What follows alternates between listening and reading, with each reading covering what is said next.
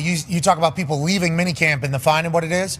Cincinnati has an interesting situation brewing. And I know Bengals fans don't like us pointing this out, but it seems like this is a big-time Bengals move. Trey Hendrickson, obviously, situation happening. We've covered that pretty much in great detail. Who knows how that ends up playing. Shemar Stewart, though, number 17 overall pick. Whenever we heard him talk for the first time and he said, like, yeah, the numbers weren't right for me or whatever, it's like, okay, dude, you're a rookie. Shut up. Just show up. That was my first reaction. Then now we start reading and learning a little bit more. There was some clause that was wedged into this contract that the Bengals had never done before, and then it's basically going to void future years of contracts instead of just 1 year of a contract. And Shemar and his agent are like, we're not going to be the guinea pigs of this entire thing. So I'd just like to ask for a little bit more clarity from you. Is this a normal clause that other teams have? Are the Bengals the first team to do this? And why are we currently in this situation, and how does it end?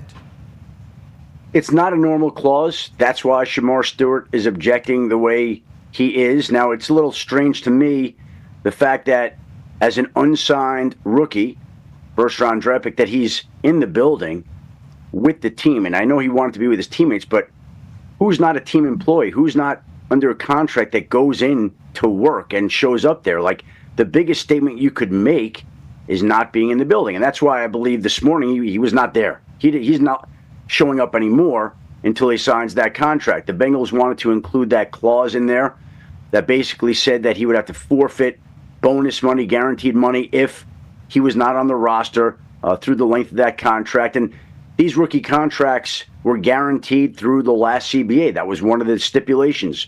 Rookie salaries, first-round draft pick salaries went down, but they became guaranteed.